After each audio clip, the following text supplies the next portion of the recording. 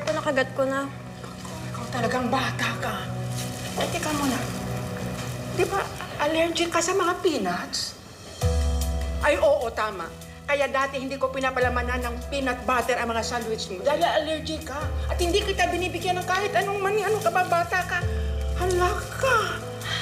Bella, bakit kasi hindi ka nalang makinig kay Yaya Didis? Baka mapano ka pa.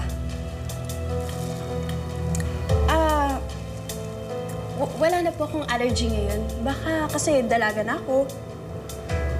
Sige po. Ewan ko sa'yo.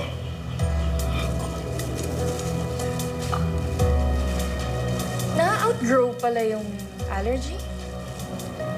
Sa pagkakatanda ko, marami rin akong allergies na nawala nung tumanda na ako.